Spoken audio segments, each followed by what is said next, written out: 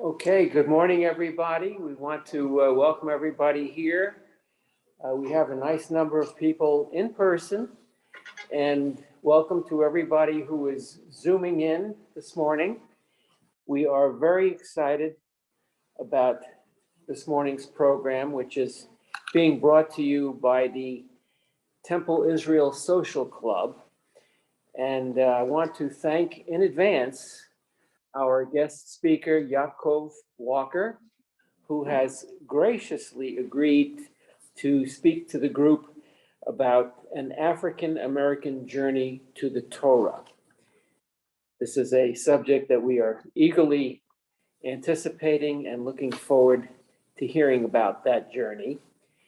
And a few words about Yaakov. Yaakov is a Mesheret.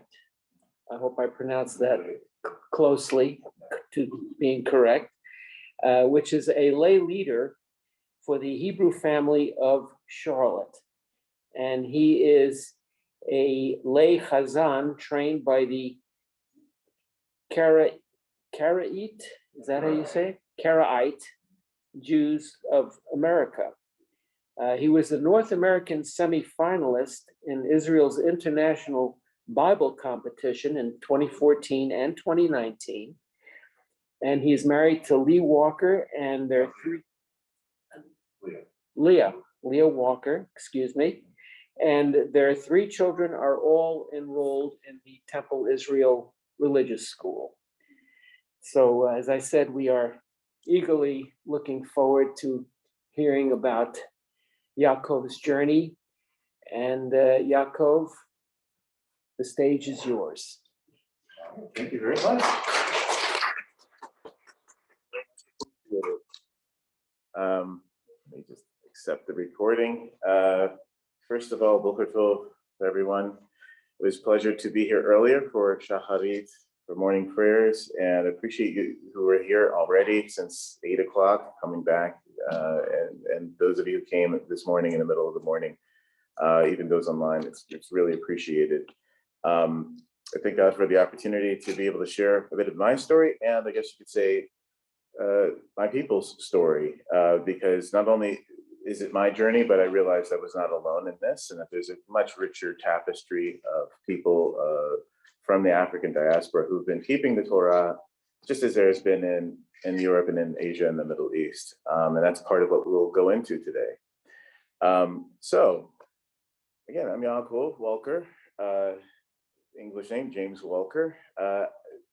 Briefly on my actual story, many of you see our family here at Temple Israel regularly, and we're engaged. My wife, Leandra Walker, is a wonderful mother, joined in with me in raising three beautiful children, 12 years old, 11 years old, and 5 years old, who are all very happy and enjoy the opportunity to see other youth in their age learning Hebrew along with them. They have picked up, as you can see, our kind of traditions of reciting the Torah and how to recite prayers, which are a little different than Ashkenazi tradition, but at the same time, they're happy to learn how other people have passed down their traditions from Europe into today too, when they learn in religious school and Hebrew school. And I think a lot of people might have in the back of their head, like, where did this come from? Where did all this, come about, And so it's kind of starts with me because, starts with me, and then I have my wife, and then we have our journey together, and then we bring our children into it. But I would say first, I had probably no yichus, as they say in Hebrew, no lineage that is obvious if you were to kind of scratch beneath the surface. I love my parents. My parents brought me up in a God-fearing, Bible-believing household, but they are evangelical Christian. So I didn't grow up with any knowledge of Hebrew and any knowledge of anything close to Judaism, but I did have a very deep love for scripture, particularly the Old Testament. And my mother is still to this day very sharp on understanding the nuances of the kings of Israel and the land of Israel, being very, and both of my parents are very supportive of the land of Israel to this day, and have been a great role model in terms of having a very dynamic prayer life and spiritual life. And even though we went on different journeys in terms of my spiritual journey, I always kept that with me, and we use that as a way to kind of bridge the generations within our family, because all of our in-laws, all of our relatives, everyone are Christian.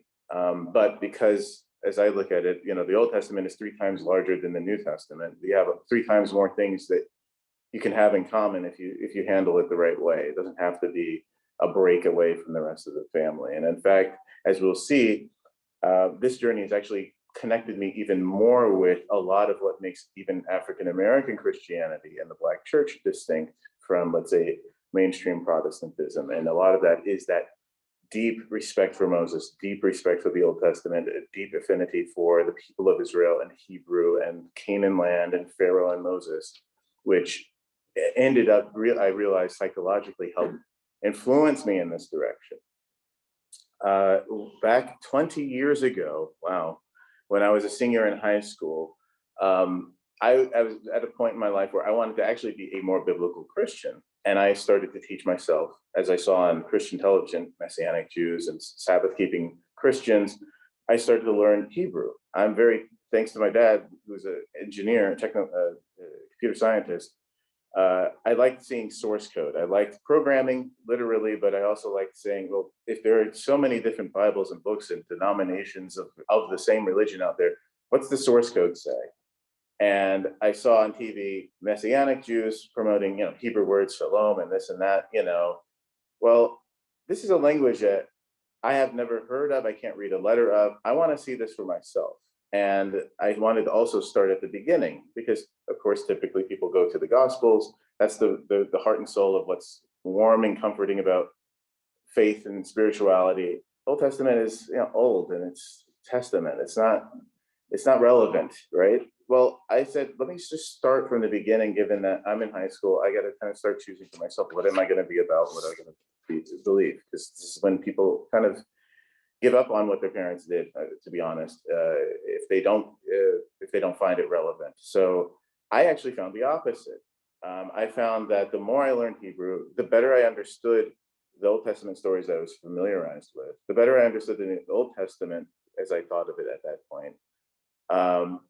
The better I could see the Hebraic elements of the New Testament. Going to synagogue on a Sabbath day and temple and Passover, and there's no Christmas, there's no Easter, there's no Roman calendar. Everything is around a completely different civilization, right? And the more I understand this Old Testament, so to speak, the more I realize, wait a minute, there's a lot of assumptions even of what Jesus was teaching, that if you don't have that background, you'll just kind of think that those were new ideas, like love your neighbor as yourself. Like we all know, Leviticus 19, Parashat Kedoshim. Well, most people think, no, he said that for the first time in the book of Matthew, chapter 5 or something. And I started to realize, wait, this is unfair to the origins of one religion and the origins of another religion. So let me go deeper and deeper. And at the same time, 20 years ago, I came to meet the first families that were coming down after the tragedies of 9/11, that were Black families that came to Huntersville. We grew up in Huntersville. Huntersville is like, an outpost of Charlotte. Most people would squint and say, where is that? Kind of like they might say something about Union County, towns in Union County. It's just, there's Charlotte back then, 20 years ago. And then a little small suburb that didn't even have its own movie theater. Burkdale, all of that stuff was later on, right? After I moved to college. That's what Huntersville was. So I'm a Black guy. I'm already resolving to keep the Sabbath holy for whatever version of that means. So don't do chores on Saturday because, hey, God, the Bible says I can't do chores on Saturdays, mom, dad, right? So that was, I like that. I like that point big time, right? I got to chill and relax, right? I stopped eating pork and shellfish. Didn't know about all of the nuances of kashrut, but I was on my own. It's like my kind of thing. It's like my hobby or whatever. But then you have families move in, just I guess is hashgacha, God, divine providence, from New York City in Huntersville, not Charlotte, but Huntersville, who for generations have been keeping Torah, keeping Shabbat, keeping holy days without any mixture of other religions in it. Just pure monotheism, pure focus on the Tanakh. And it's like, and I'm thinking I'm the only person interested in this. And here they're saying, you're kind of maybe a newcomer, but there are a lot of us that are leaving New York, and one of their elders had moved down, who's still the president of the community to this day, moved down to Huntersville. So we're getting out of that whole New York element, and a lot of families are trying to settle or get, build their families in Charlotte or in this, smaller place outside of Charlotte to just get away from the big city environment totally, and to be able to raise their children in this way of life. And they were meeting in each other's apartments in Huntersville. So that was my first introduction to what is now Hashavat Yisrael Hebrew family in Charlotte. Now this month would be 20 years, because that was the winter after 9/11. So the winter of 2002, that's when I first saw the first girl who joined my homeroom. That began a course of being able to have my mind blown, because that was the first time seeing a Shabbat service. They had the old Hertz Pentateuch. They didn't have a Sefer Torah, but they had the old Hertz Pentateuch, the blue covered one that every synagogue has. It has the Torah, the old JPS translation, and commentary on the bottom. That blew my mind, because I've only seen Christian Bibles that might have English on one page and Hebrew on the other, or Greek on one page and Greek and English on the other, because it's a Christian Bible. I'd never seen the reverse binding of a text that was published by Jews, and it's in Hebrew. And here's a Black man who was my mentor, Sheikh Meah Ben Lewi, teaching me what was then Parashat Ki Tisa, right? And that they read the entire thing in Hebrew and explain it every week. And this is what everybody does across the earth. They've done it for thousands of years.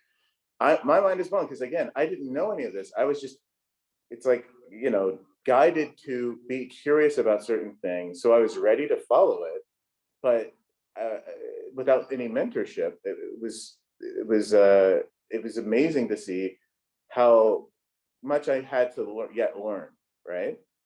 But at the same time, to have people my age or just a generation older than me who were understood Black culture, and they understood Hebraic culture and identity, and they were proud of it. I mean, wearing a Magen David, Magen David, the Star of David, in high school or in college or whatever, and that was really formative to me. Shortly thereafter, I brought my wife in, who Leah is a graduate of Davidson College. This month we celebrate 15 years since we started dating, and this fall we'll celebrate 15 years since we got married. Because it was like she graduated, we basically got engaged, and then got married within a year of her graduation in 2007 to 2008. So she was a Muslim going to Davidson College. She converted from Christianity, like really, the household religion, as I said, of all of our in-laws, to something that was more, prophetic based and monotheistic. Didn't have maybe the issues with the origin of the Roman Catholic Church and everything else, but she's learning about Islamic law and Islamic theology and what it really means, and whether genital mutilation of women is acceptable in some countries or not. And it's like, whoa, I didn't sign up for that. I said, well, why don't you join me on my journey? Because if you're looking for the faith of Abraham, why not just read Genesis, read Exodus, Leviticus, Numbers, and see the people around us that are living examples of that tradition that you don't get to hear about. It's not a mainstream world religion, but it's faithful to what we see the prophets did.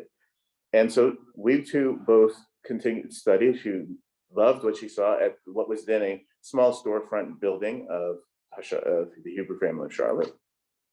And that's how we got our wedding done. We had a yacht on Lake Norman. There's a little place called Lady of the Lake in Mooresville to this day. We just went there last year. You can get a little yacht. So it's like a mini cruise around Lake Norman, and you can see all the nice mansions and things on Lake Norman. You can check it out. That's where we did our wedding. And we had a Hebrew wedding, and I'll get into why we say the word Hebrew. You're not hearing the word Jew as much, but that was where it was kind of declaring to the rest of our families, we are serious about this. This is how we're going to lead our family. I wrote the ketubah. At that point, I'm fluent in Hebrew already, having read the Torah multiple times and learned the vocabulary. I could understand texts. I could understand Rashi and other commentators. So I could draft and write out our ketubah, have it ready bilingually. So we had for lack of a better term, a wedding that was not Orthodox conservative reform, but was thoroughly an Israelite wedding that was according to, Dat Moshe, like we say, according to the laws of Moses, like we say in a chuppah, in a wedding ceremony. Fast forward, having 3 children, their language was Hebrew. That's why they're very quick to pick up Hebrew, because like a lot of people who are trying to think about how to make things relevant, you make Hebrew more of a daily language. It becomes more relatable. If I say Shemayim every time I talk about the sky, and Aretz when I'm talking about the ground or the dirt, then it's easier to grasp to a child than if I have to kind of get a dictionary and have them translate words by rote. That's called Ivrit be'Ivrit. We had friends who at our community started because there's so many families like ours who were settling in Charlotte, having the children in Charlotte to get out of the New York element. There were a whole class of children, say 10 or so, that were about our kids' age, the preschool age back then, when Naomi and Elijah, who are now, Naomi's already a bat mitzvah, and then Elijah's got one coming up next year, bar mitzvah coming up next year.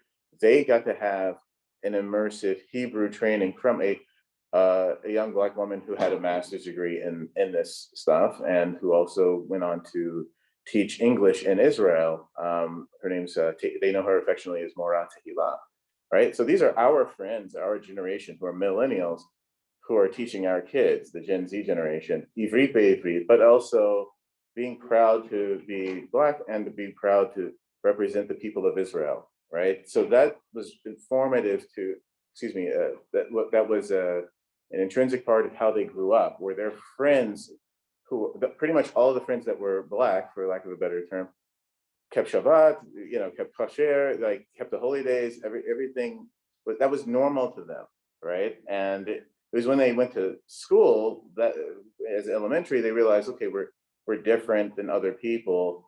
And then as they grew up further, I said, like, there is an importance to knowing the broader community of people of Israel, and wanted to make sure that they also, as you might have seen us for the last 7 years here, be active here in Temple Israel. We've been in the other synagogues here on the scene in town as well. So they also get to see young Jewish peers that that may not look, again, ethnically the exact same, but their families have the same stories, and their holidays are the same holidays, and Shabbat is the same Shabbat, and the Torah portion is the same Torah portion.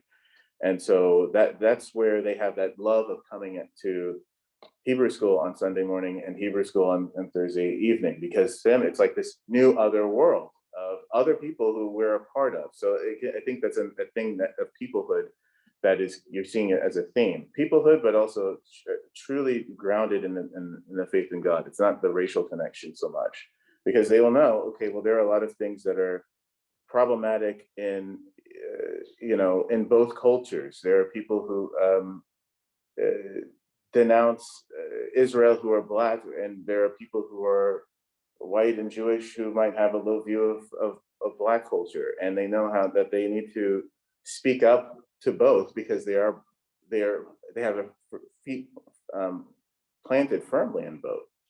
And in my role and in my wife's role, this is also a key piece of where we also grew in terms of our connection with the people of Israel. We decided to undergo an official conversion as well, even though it wasn't required in our local community, because it was so kind of family oriented, right? It's a family of Charlotte. You can kind of just join by osmosis, but we wanted to make sure there were before the children were born, there were no impediments to their full acceptance from here to the state of Israel.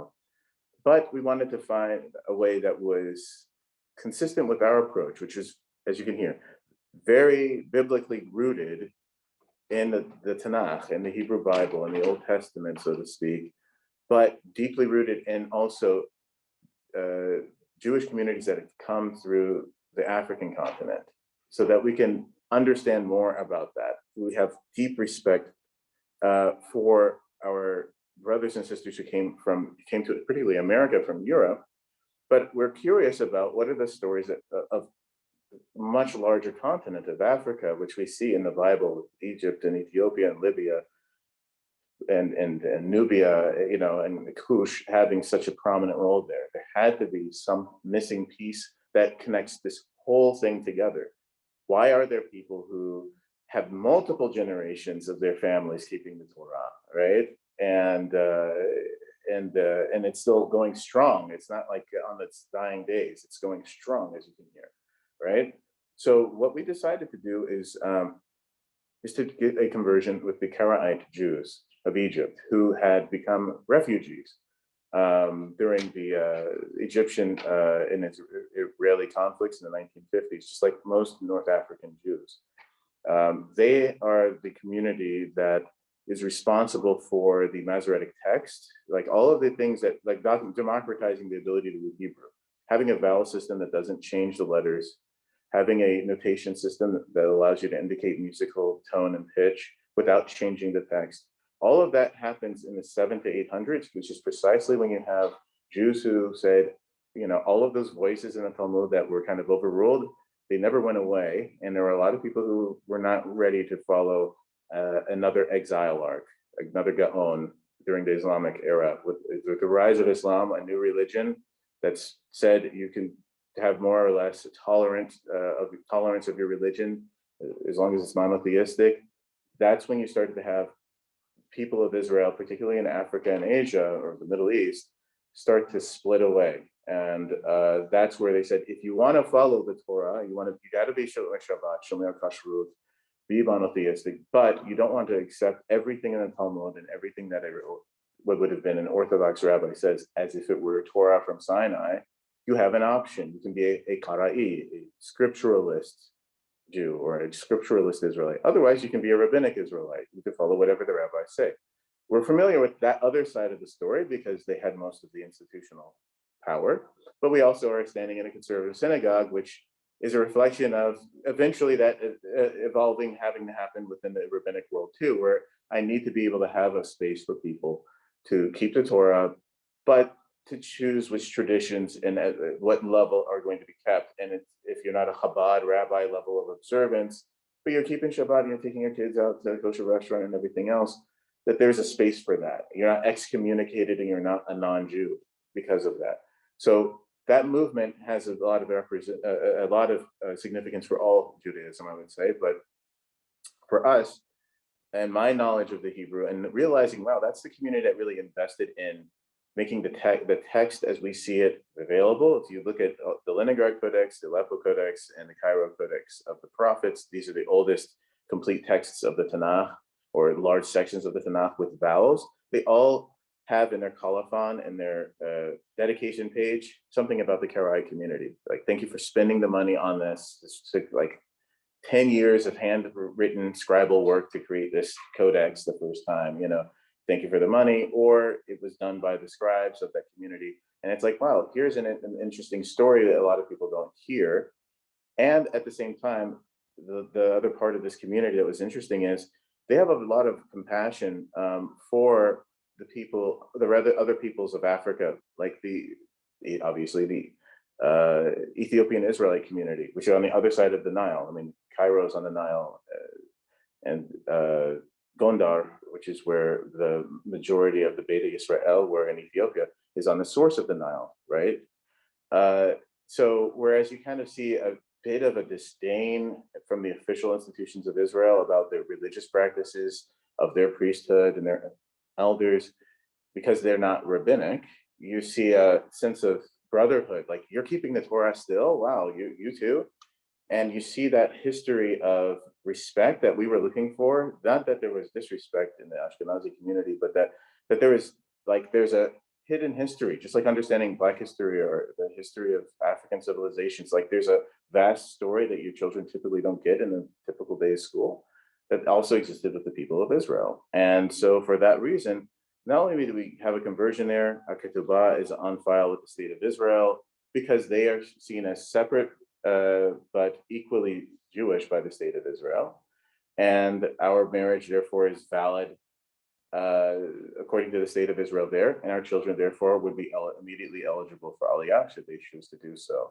So, with that being said, the last part of this story is about what did I do with that knowledge. So, I am at this point completely bilingual in Hebrew. I have a wonderful library of all sorts of texts, and I'm going to just talk about a few of them that show that full story, right? To get the story of what happened to the people of Israel in Africa, right? And how do we have people, thousands of families here in America, whether they came from North Africa directly as refugees like Keralites from Egypt, or African Americans who went through the slave trade, who are still just as serious. What's the missing link here? What's the rest of the story for the last 500 so years, right? One of the things that I resolved to do is translate a lot of the texts that are from North Africa in Hebrew into English. One of them that I have here is, and I'll just kind of take a book and pass it around, is the sayings of Moshe. Rabbi Moshe ben Shabbatai Ratzon was one of the leaders of the Keralite community in the modern exodus from Egypt, of tens of thousands of Jewish families out of Egypt. There are almost none left to the land of Israel or to France or to America. He went to Israel. And these are kind of like his Divrei Torah, his kind of sermons on various weekly Torah portions that are uplifting and also what it's like to be a minority within a minority. So a lot of those old tensions go away when Arabs and Jews are at war, whether you're an Orthodox or Karaite Jew, whatever kind of Jew, you're being kicked out or you're being confined. And a lot of those old tensions went away. And a lot of this is about, hey, we can find insights for living in the Tanakh. We all agree in the Tanakh. Let's have a new start in Israel, but not forget that we all have the prophets in common. And so I translated everything here from Hebrew to English. I have two other works as well, including the Book of Esther. But that's one of the things that I've been able to do to kind of give back to the people of Israel, to make sure that we're contributing to all of those folks for the last 20 years who have been able to support us. But the other thing was, here you have the Hebrew family of Charlotte, and then I find out there are many, many other communities that go back. I think the first historically Black synagogue was the Ethiopian Hebrew congregation, Commandment Keepers, Ethiopian Hebrew congregation. It was incorporated in Harlem, New York in 1919. So we're going back now over 100 years of having enough organization and but having an actual synagogue. As Jews move out of Harlem, as many people know, Ashkenazi Jews lived in Harlem and kind of moved to other parts of Harlem, or they went to different parts of Brooklyn, and Blacks and Jews were in close proximity with each other. Well, they were both, I'm saying it as if they're mutually exclusive, Blacks and Jews. Well, there were people who said, look, as you leave your synagogue, we have enough people who want to have our own communities that we will take the keys from that, keep the Sidurim, keep the Tefillin, keep the Talitot, everything there. We will maintain it, and we will incorporate ourselves as a synagogue. That is what happened for the first time in 1919. There are many other congregations in the Bronx and Brooklyn and others where that happened. Young Israel synagogues that were kind of abandoned as the Ashkenazi Jewish core of the community moved away, at least the observant core moved away to other parts of town like Flatbush. And you had so many people who were already, again, 1919, we're still like at the tail part of Reconstruction era, right? People interested in leaving Christianity and leading an observant life, that there would be, again, synagogues that could be staffed and maintain themselves for generation after generation. That you have a form of Judaism that's, you could describe as Black Judaism, that's developed. The style of worship, the kinds of songs, the way you read the Torah, the kind of cuisine, it isn't kugel and bagels and lox. It's going to be soul food and fried chicken and greens and grits and things like that, but all kosher ingredients and developed in a way where it can, you cook it before Shabbat and everything else, like that becomes an endemic culture here in America. Most people never heard of. They've heard of Black Christians, they've heard of Black Muslims, but not Black Jews or Black Israelites. There is now scholarly literature on the same.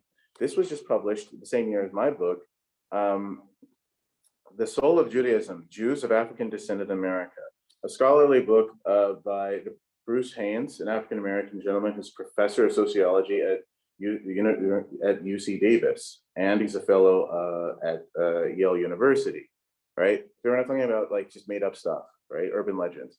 So we see an entire field of academia is now burgeoning around this. Now, we obviously ethnically came about from a slave trade.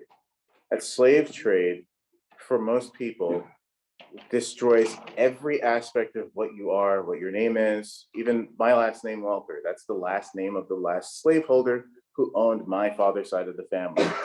And my father is from Waco, Texas, and Jacob Walker was one of the people who founded Waco, Texas. It's very simple to figure out, where did Walker come from?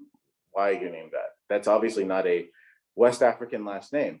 So it's very hard for a lot of African Americans to trace anything culturally. But we know that there are some things that you can't destroy, your soul, like the music and the deep religiosity. Like I think it's something like over 90% of African Americans say that religion is very important to them. It's the highest of any demographic in America, right? You would think it would be the most like, where's God? I hate the idea of God, but it's actually worked the opposite way. And the form of religiosity is one that is deeply appreciative of the Old Testament, deeply appreciative of Moses and his fight for struggle and prophethood and living by Proverbs. And this is where the other literature comes about, because obviously there was also an abolitionist movement that moved faster here than it did in other parts of, let's say, Brazil or Central America, where you had far larger percentages of the population who were enslaved. You didn't have anywhere near the amount of popular sentiment fighting for their freedom. In fact, like Brazil was one of the last countries to abolish slavery. It was because they were being boycotted and divested from that they finally let go of it, but it wasn't the same thing. There had to be something different in both how the religious milieu of America was, that allowed someone who had no rights, no literacy, no anything but their faith in God and the faith in the Bible, and particularly the Old Testament, to have some language of moral authority that someone else who is in complete power over them could feel that they're compelled to listen to. And so for that reason, I point out that there are a couple of interesting works here. Here is a book from an abolitionist. I find this should be almost required teaching, right? Because a lot of us see slavery, we just saw it in Parashat Mishpatim. In English, the word slave is used when we're talking about the laws of the Torah. Here's a book by an abolitionist who's literally a Presbyterian. He's literally a white Anglo-Saxon Protestant, Theodore Dwight Weld, Ivy League WASP, right? What he writes is The Bible Against Slavery, 1838, or an inquiry into the genius of the Mosaic system, like the system of Moses, and the teachings of the Old Testament on the subject of human rights. And this entire book is like a monograph, like an academic text. It's 150 pages from 1838, talking about every refutation of what people are doing in the South, based on looking at what Maimonides said about how the Torah portion should be understood, and Rashi said, and what Jews do, from a white Anglo-Saxon Protestant. And he becomes a leading voice in the North. He actually says, and this is actually a reprint of like the 1864 edition. So the Civil War was still ongoing, but this idea is that quoting scripture profusely, what we're doing is being punished by the God of Israel. This is why our country is about to destroy itself if we do not let these people go. Obviously, very Hebraic imagery. And this idea of human rights being driven by the genius of Moses, right? Not Thomas Jefferson, but Moses. And to go on for hundreds of pages on it, 150 pages on it. I think that shows you a through line that I found that was also reaffirming, and it's what I teach my children as well. It's not black and white, literally. Like, people fought against racism the more they understood the Tanakh. They could be a Christian, go to church on Sunday, be a Presbyterian, but they really loved studying Tanakh, really understood studying Jewish sources, and they became fierce advocates against it. And it says that in this 1864 edition, it says they shipped a whole lot of copies to the South, and most of those copies were publicly burned in book burnings. But there was one slave owner that he's heard right back that he says he read it, he was going to refute it, and then he ended up freeing his slaves and joining the abolitionist cause by reading it. So this is why they reissued it 1864. Like we could almost see, they don't know how long the war is going to be, but that's an amazing thing. Like that's an amazing story. And I think a lot of us keeping the Torah today, we're like, how is it relevant? That's really relevant. I mean, it's like people in the Third Reich studying Torah who are ethnic Germans saying, the Torah says this whole Third Reich thing is horrible, and they actually are persuasive. It didn't happen exactly that way, obviously, but we now know that even there are people in each of the worst times of the people of Israel that changed their hearts and minds and stopped things. People around the world support the land of Israel who are Christian. They don't have really a dog in the fight. Yeah, they might want people to get converted, but they can lose out far more than we would lose out because, there's no connection for them. And yet they're getting a lot of pressure and a lot of flack for supporting the people of Israel to this day. So I think that's another through line in understanding myself and my story and why I try to bridge so many communities.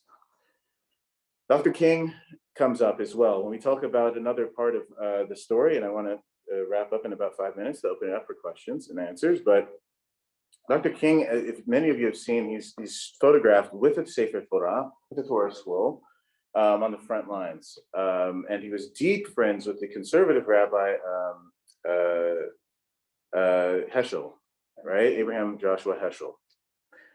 What many people don't realize is that he said very specifically, he wasn't just like, those are people that are supporting his cause. It says, here's a book, prefaced by Martin Luther King III, his son, with modern Orthodox Rabbi Mark Schneier. Shared Dreams, Martin Luther King and the Jewish Community. A whole book on just how deep his understanding was.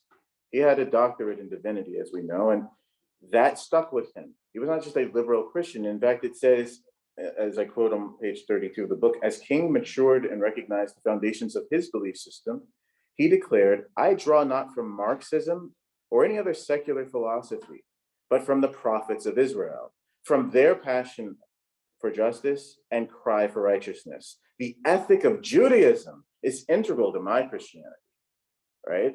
He, in his own personal writings, realized that certain doctrines like the virgin birth, the resurrection, the Hebrew prophets in his papers during being a doctoral student, says the Hebrew prophets don't support that, right?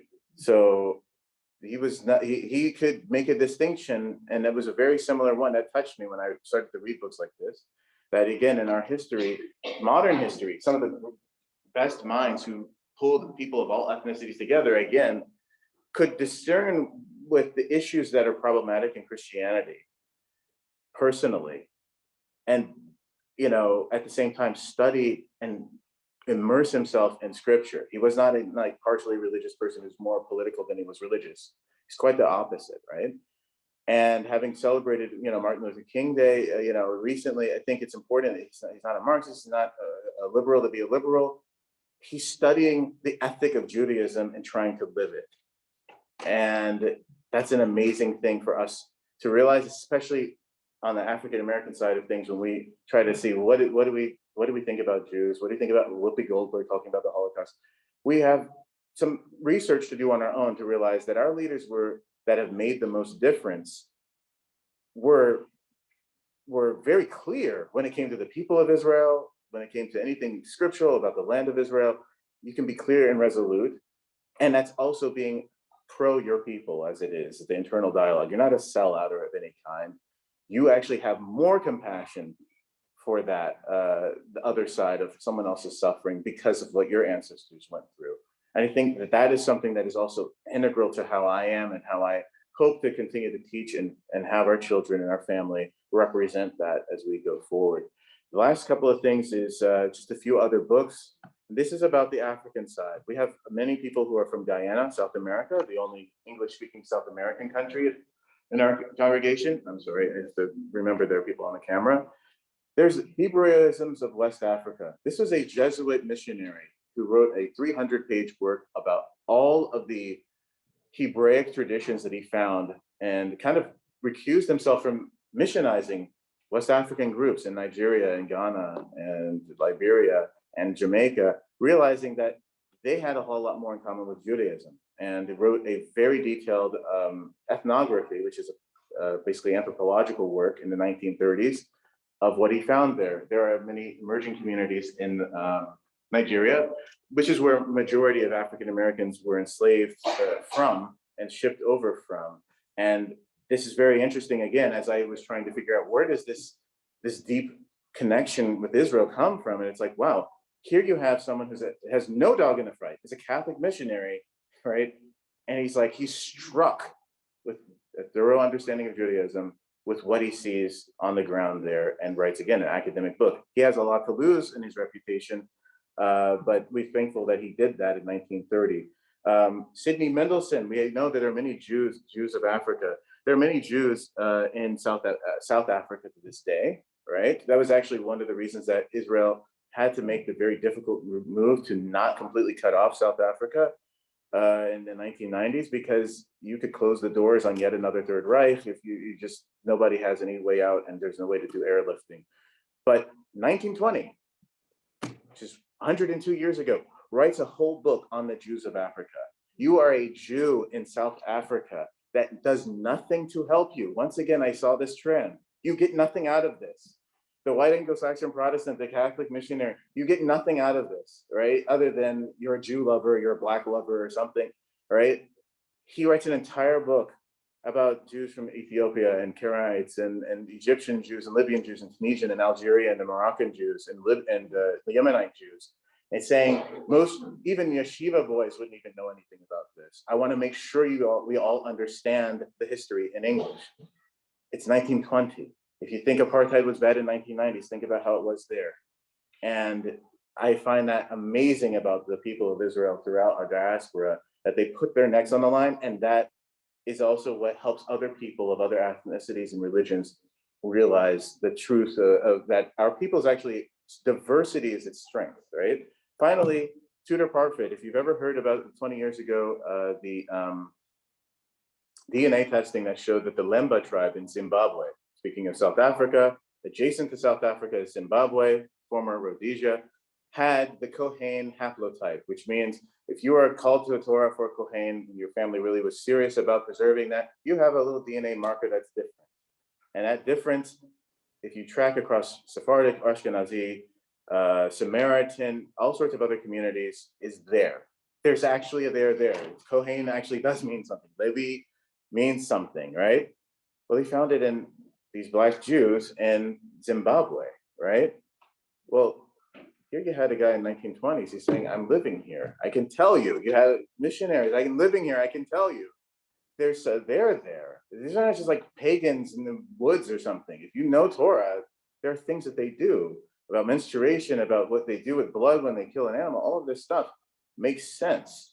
And if you now have DNA testing, this is an Oxford University Press book about by Dr. Tudor Parfit about Black Jews in Africa and the Americas, making the connection all the way, what I just said, again, in academic terms, with full footnotes to only peer-reviewed literature, showing that there is very significant reason to believe that people's ancestors had a very clearly Hebraic integral part of their spirituality. Yeah, there was polytheism on top of it, but that's the story that we see in the prophets. You had 12 tribes of Israel, 10 of them go away, and their issue was that they knew who they were, but they added idolatry on top. And that's what he's pointing out, is that you find that either without idolatry in the case of Ethiopian Israelites, or in certain idolatrous practices, but the day-to-day way of life and the ethos is very Judaic. So I think that you'll find that very helpful. And now as I come to the end of this, I appreciate your time and listening to me. I also appreciate the fact that you all have made the generous donation to the Hebrew family of Charlotte. We would appreciate the fact that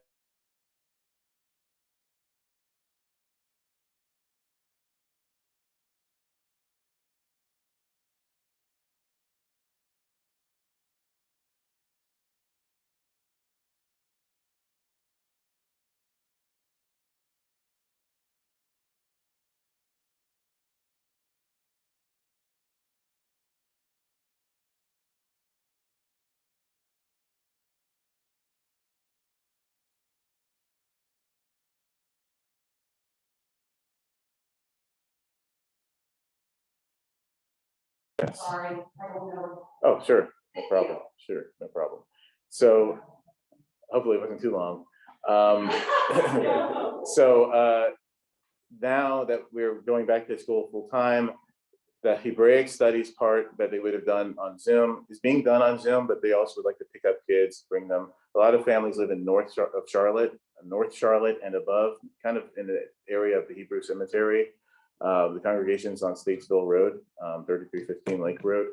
But any other contributions towards that would be greatly appreciated. It would be your stake in producing the next leaders and scholars and singers that you kind of hear from our family, from this rich tapestry of traditions that I explained today. We also would like to introduce the fact that ladies in our community also make our own kinds of candles and spiced aromas, like for Havdalah. We have chai candles here. We would love to see those as a part of your fundraiser for your sisterhood and your gift shop. So if you'd like to have a smell of kind of a scented aromatic candle for Havdalah from this African-American Israelite tradition, you're welcome to come up and take a sample. But I'll stop here and I'll transition to allowing you to facilitate questions. Thank you. Let everybody online know. Yes. Yeah. First of all, thank you Yes. for such a fascinating talk about your tradition and your journey. Certainly very, very informative. Thank you. And we appreciate it very much. My question is, having spoken about all the Black leaders who have this attachment to Judaism, in your view, where does Louis Farrakhan fit? Sure. So the question was about, we've heard about Black leaders and their connection to Judaism, or for lack of a better term, or Israel, or people of Israel. Where does Farrakhan fit in? So Louis Farrakhan fits in an interesting space, because in a Black audience, he will read the audience. And if he sees that there are people who believe not in the Quran, as again, even Black Muslims have an issue with them being called Muslims, but the people who believe in the Bible, they'll say, hey, you know, Black people are also Hebrews too. And yeah, if you know all of the things that I just laid out, okay, he sounds like, all right, he's coming around, he gets the idea, the people of Israel. You can't, when you're talking about Black people and you're talking about the people of Israel, generally, you know, you got to watch it. Well, he will kind of play sides. So it's like, no, Black people are the original Hebrews. Those Jews are the imposters. So it's a very difficult kind of thing to try to deal with a speaker who knows how to kind of manipulate the sentiments of the crowd. So he sounds like he's supporting the people of Israel, the Jewish people or whatever, but he's doing it in a way that is still meant to be negative. The chief rabbi of most of those historic Black synagogues, they have their own Israelite, tend to use the word Hebrew and Israelite because Jews are mostly Ashkenazi, and they tend to say, well, I don't want to put too much difference, but we say Israelite for the biblical term. The chief rabbi of most of the historic synagogues is in Chicago. He's Michelle Obama's cousin. He keeps the lines of communication open with Farrakhan, because if you are, unfortunately, if you're not ethnically like him, he's not going to. Certain people are just not going to listen to you. If you keep the lines of communication open, you can have more clout and authority to call out someone when they're doing things. And so right now, I would say it's suffice to say a distant thing we don't really deal with Farrakhan day to day. I'll say on the positive side, there are Black Muslim imams, which are Sunni Muslim, like they actually speak Arabic. Farrakhan doesn't speak Arabic. They don't actually pray in Islamic fashion, right? They repudiate Farrakhan even as harshly as as you would, because they say that you're teaching a corruption of Islam, and they get along really well with us. Like there is no intra-Black anti-Semitism, right? They say your children and our children are kind of religious minorities. You're not eating pork. You're not doing Christmas and what have you. Let's work together. That's actually the day-to-day of most historically Black Muslim mosques and how they relate to certainly the Black historically Israelite communities here in America. It's what you would want to see amongst ethnic Arabs and let's say Ashkenazi Jews overall. We already have that kind of peace and understanding. And I would say that peace and understanding doesn't get news, so you don't hear about that. How would you like to handle? I saw Miss Lim here. As a Keralite, how is your observance different than Ashkenazi? Sure. So as a Keralite, question was, Ms. Lynn, how do my observances differ than Ashkenazi or other rabbinic Jews? It looks pretty much the same. I've led services here, so I have let's say the observance of a modern Orthodox Jewish guy. Like I'm going to eat kosher, I'm going to always keep Shabbat, whether I'm here or at home. But unlike them, I can go to a Reform synagogue, enjoy myself, conservative synagogue, enjoy myself. Women can sit amongst each other or not. Why? Because it's not in the Bible, whether it's a commandment on how to, it's not a commandment in the Bible how exactly the order of service is done, as long as there are certain key essentials. I would say also there's no difference in milk and meat, because as long as I'm not boiling a goat kid in its mother's milk, then I'm fine. Or if by extension I'm not boiling veal or something, or lamb chop in milk, then I'm fine. Biblically, all of the issues are simplified in terms of kashrut. So you could have kosher chicken on a kosher pizza. You don't have to have separate sinks and separate dishes and things like that. Where it becomes stricter is, I'll give you a very interesting example, the laws of nidah. So we don't have to have a mikveh, mayim, to go purify ourselves, but we use a shower because we interpret mayim chayim, living water, as flowing water, fresh, clean, flowing water. But we take that seriously, and we minimize the amount of, it's like real celibacy, like you're dating, like there's a little bit of social distancing the entire week when keeping the laws of nidah, for those of you who know what that is.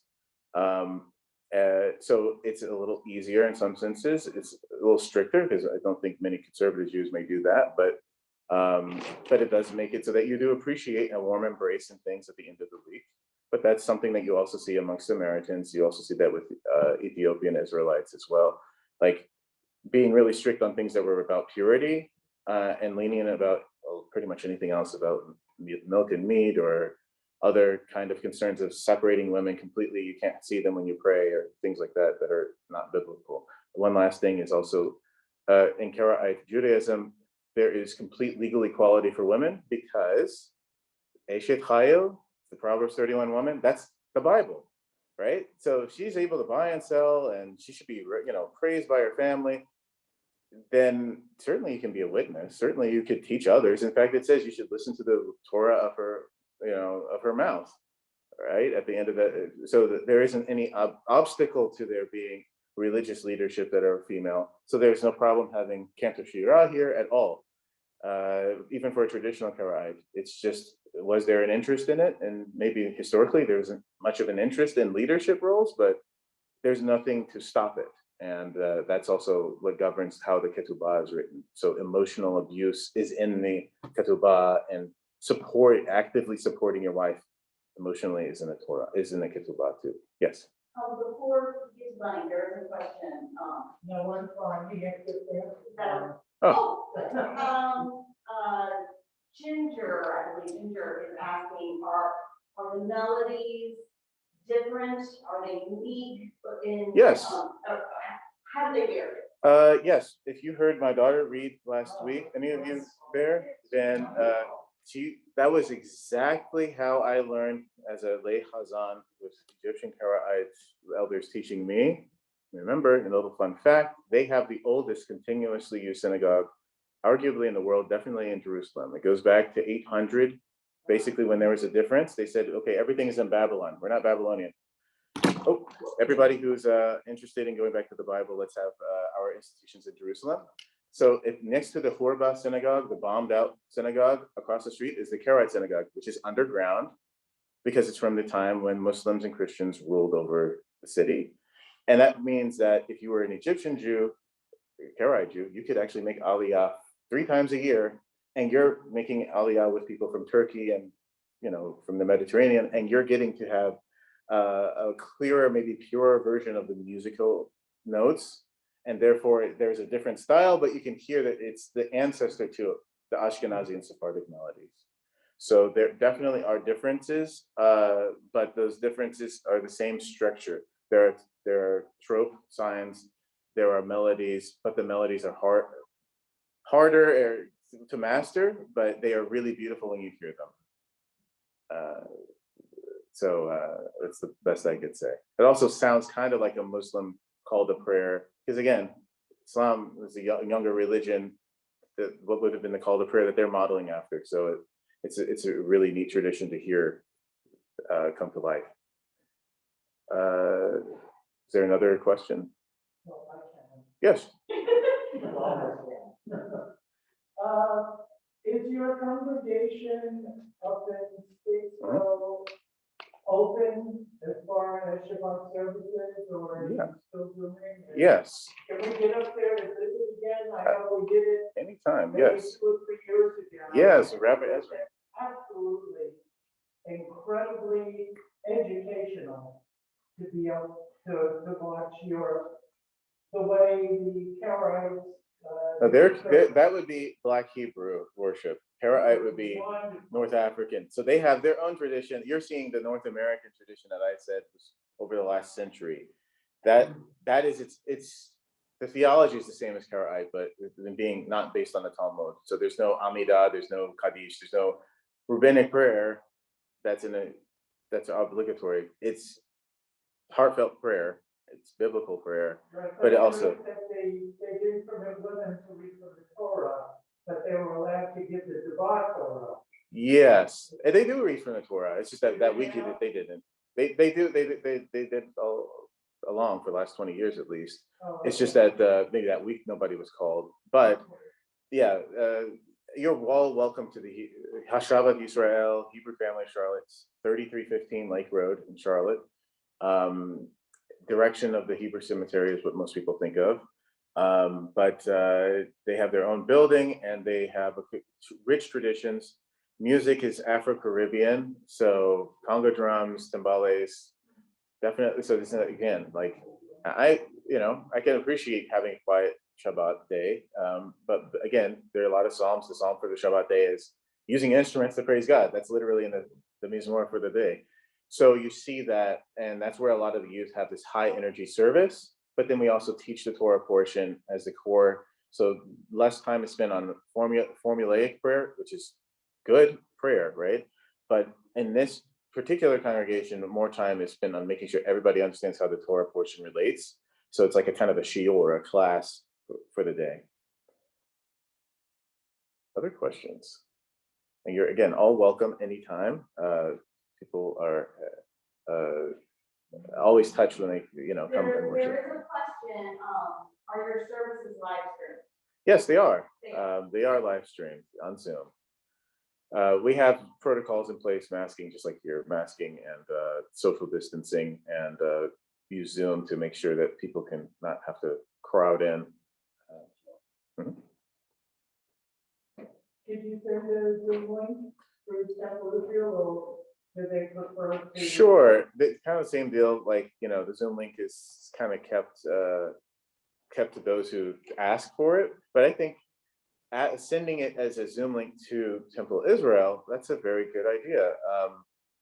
And by the way, it's structured so that, services are at 11 or 12, and then there's a break at 3 or 4, and then there's another service. So there's something going on pretty much any time if you wanted to just tune in and see what's going on a Shabbat afternoon. That's a great suggestion. I'll ask the leadership. Yeah, that's a great idea. Just see if there's a way to extend an invitation. You can send out a targeted email to Jews and Brews and the Yeah. social club groups, with the link. So that Totally. it would not be publicly displayed, but it would go to the person who needs to see it. Fantastic. Yeah, totally. And another interesting thing is the demographics are, some Gen Z, a lot of millennials, and then a lot of some Gen X, a lot of millennials, Gen Z, because of the people who moved out of New York. So there are very few people we consider to be senior citizens there. So I think that might also, and again, I want to promote the values of the Torah. That's very dear to me. Whenever that was done, as I said, in American history, African history, all people have benefited from that. So, people who might be into the Jews and Brews kind of scene, they might be happy to see other people who they might not have ever thought of as Jewish, on fire for the God of Israel, locally too. Did you have your hand up? So, what do you think, Jacob,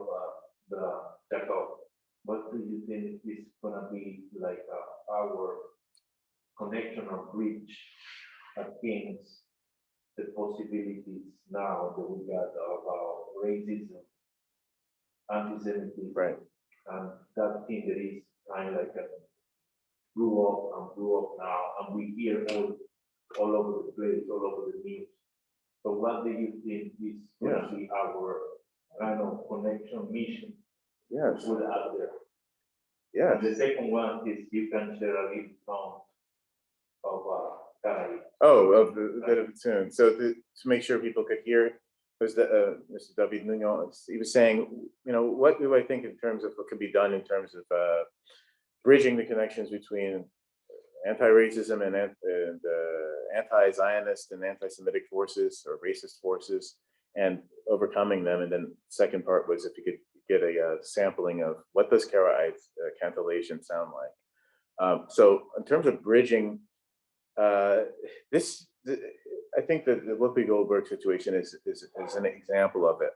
We had a discussion about that last Shabbat afternoon, as a matter of fact, at our other congregation, at Hebrew Family, Charlotte. And it's like, we get what everybody in the room is like, I get what you're saying, I get what you're saying, I get what they're saying. I think that's a vantage point that's important to have. A community that can say, if you just simply slap someone's hand and say, gotcha, then that can actually, knowing what it's like to hear the talk at a barber shop or at a salon amongst other Black people, the whole deeper message of what she was saying, which they heard loud and clear, which is it's evil and it's man's inhumanity to man, was what is like, why are they punishing him for that? That's an example that, but I would say, yeah, you cannot sit there and belittle the fact that this is a war for the extermination of the Jewish race. Like, this is, we can understand that because we understand the history of the people of Israel. And I think if both of our kinds of communities, all of the kinds of communities know the history of what each other's families went through and talk about it genuinely, we talk about it in tears, we're happy to explain those things, then it's not like, oh, those other people there, they're anti-Semites, Black people are it's like, let's make sure we talk to Black Israelites who understand the issues and can translate what you're not hearing, and let's communicate more effectively. And I think the same way goes the other way around. When Black people see, in general, brown people being persecuted by white soldiers with guns in Israel, they're thinking of, they're going off of their history and their family story. They don't know the history of the Middle East. They don't understand what Arabs did to Jews in their countries for the last 1,000 years, right? And why you have to be armed to the teeth in Israel. What they see is people of different colors at odds, and I'm going to take the side that that would have been me if I were in that situation. Again, we know there are nuances to those things. There is time to criticize, but then there's a way to criticize, right? That doesn't also glorify terrorism, right?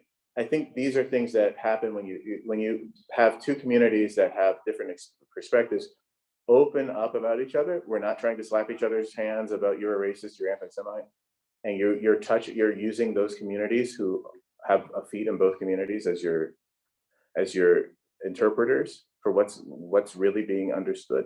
That you can really get a lot done in terms of harmony. And again, I'm speaking in a very thoughtful way, for the very reasons of what I just said. Dr. King did the same thing. People see him as a reverend, but when you really look at it, it's like my ethic is really Judaism.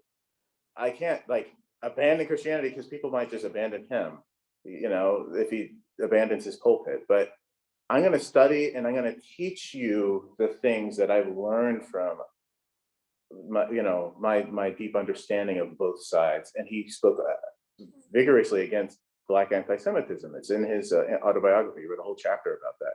He says it makes no sense to him. And he saw none of that in the South. He only saw that in the North, right? But he has the moral authority to really break through to somebody who might really appreciate King, but might have some latent feelings about Jews as controlling, in some stereotypical way, the lots of people in the ghetto. He could speak with authority and say it out loud, and people changed hearts and minds. So that's what I hope that I can do as well, and show the history that people of all races, again, when they apply the values of the Torah, they benefit. So sorry for what could have been a rambling answer, but that's the approach that I have. And then just really quickly on the Ta'amei Mikra, the trope, the scriptural cantillation. Let me take an example. There are two things that are different. So let's start with the African American or Black Israelite way of reading prayers or trope, prayer, like the prayer chant. I don't know. It's like laning or whatever, Yitkadal v'yitkadash shemei Rabam ve'alma livanach yirofeh v'yamlich malchuteh v'chayechon yomechon chayeh l'chol beit Yisrael b'agalav b'zman kariv v'yimeru. Amen. It's the same Hebrew. It's soulful. I think people will say it sounds jazzy on the outside, right? If you hear Black church music from your great-grandparents, that's how they read the Bible. That's how my parents did. It's a sing-songy way of reading when you're in a religious prayer mode. Well, what other people has a sing-songy way of reading in a religious prayer mode, right? So that's what I was saying. You can change the name, you can deport people, separate them from their tribes, their families, and that they have this minor key melody that you use to hit your emotional core, right? When you're reading scripture. That's what you see in these historic communities and various pieces of the service. So whether it's English prayer or singing songs, you'll hear that bent note that sounds soulful. When you hear Go Down Moses, that's what we sing during Passover. That was recorded for the first time in, I think, 1860 by a Union soldier who heard contraband, which are enslaved people who had run away to a Union base to seek refuge, and they were around a campfire and they were singing this song about Moses. I found it on Google Books, a scan of this 1860 journal that had in musical bars, when Israel was in Egypt's land, let my people go, go down Moses, right? You guys are familiar with the song, right? You're singing a song that came from someone that was closer to my ancestors' story. And yet, why are they singing about the Haggadah? Don't you have other things to worry about, Canaan land and Moses and Pharaoh? Again, how did they have an oral tradition when you're illiterate, right? Do you think Presbyterians are talking about the Exodus? No, there's no holiday for that. That's the sort of thing that, again, is a part of what you see in life when you come to worship with us. It's like what happens with the culmination of those traditions. The last thing would be Keralite cantillation. Shema, right? Shema Yisrael, Adonai Eloheinu, Adonai Echad. So that there's elements of it, you can say Shema meaningfully in Sephardic ways, Mizrahi ways, Ashkenazi ways. If you've ever heard of Islamic call to prayer, it's like your whole lungs, and you hit like through the window, the back of the room, out into the parking lot, because you got to call out. That's the combination. Like that's what you're kind of the fun of hearing that tradition alive. That was undergirding a lot of major world religious traditions in liturgical music.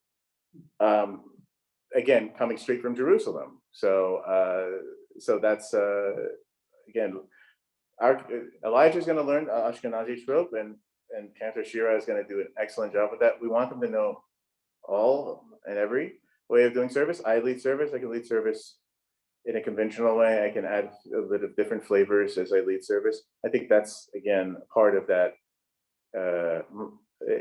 We talked about Jewish pluralism a lot 20, 30 years ago, 40 years ago. I think it's more like multiculturalism, like the ability to know everybody's tradition and do it really well. That's what I hope to exemplify. Thank you. Yes, thank you all.